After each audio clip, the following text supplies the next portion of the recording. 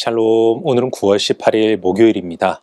오늘도 믿음으로 살아가 주님의 인도하심과 은혜로 승리하는 삶을 살아가시길 소망합니다. 오늘 우리가 통독할 말씀은 마가복음 11장에서 12장까지입니다.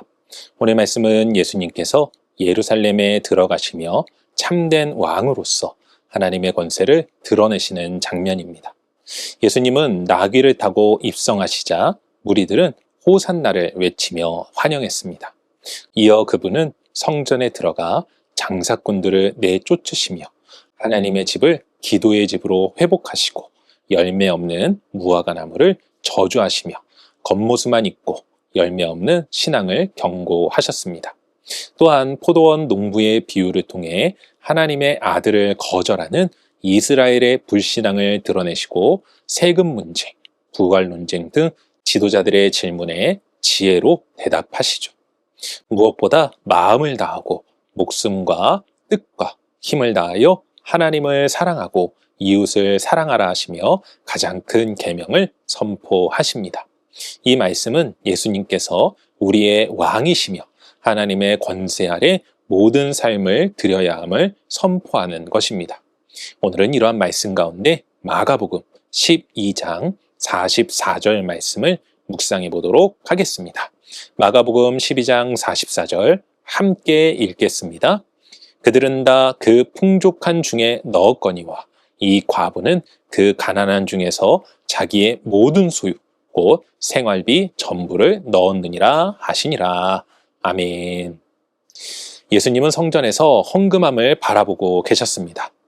여러 부자들이 와서 많은 금액을 헌금하였죠.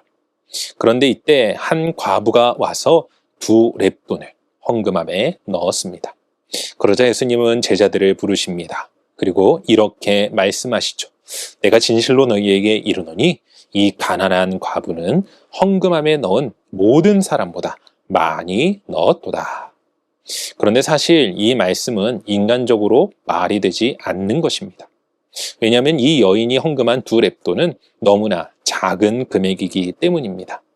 학자들의 주장을 보면 2렙돈은 당시 노동자의 하루 품삯인 한 데나리온의 64분의 1 정도라고 합니다. 만약 요즘의 가치를 기준으로 본다면 하루 일당을 20만 원으로 계산할 때 약 3,200원 정도이기 때문입니다. 그러니 어떻게 부자들이 넣은 헌금보다 이 과부가 낸 헌금이 가장 많을 수 있다는 것입니까? 그런데 뒤이어 예수님은 오늘의 묵상의 말씀을 통하여 그 의미와 뜻을 우리 가운데 밝히 보이십니다. 곧 예수님께서 말씀하신 많다는 것은 단순한 양의 문제가 아닌 가치의 문제이며 중심의 문제라는 것입니다. 먼저 이 여인이 헌금한 2렙돈은 그 여인의 모든 소유, 곧 전 재산이며 생활비의 전부였다는 것이죠. 부자들이 헌금한 것은 자신들이 가진 것의 일부였지만 그 여인은 자신의 전부를 넣었으니 그 가치로 볼 때 더 큰 것이 맞습니다. 더욱이 중요한 것은 그녀는 가난과 궁핍 속에서도 하나님을 의지했다는 것입니다. 이 여인은 생존의 중심을 돈이 아닌 하나님께 둔 것입니다. 사랑하는 성도 여러분, 우리의 삶의 중심은 어디에 있습니까? 우리가 이 세상을 살아가며 진심으로 의지하는 것은 무엇입니까? 물질입니까? 하나님입니까? 예수님은 친히 제자들까지 부르시어 이 여인을 칭찬하셨습니다. 그 이유가 무엇이겠습니까? 우리가 정말 의지해야 할 것은 이 가난한 과부와 같이 하나님이 되어야 함을 가르쳐 주시려 하신 것 아니겠습니까?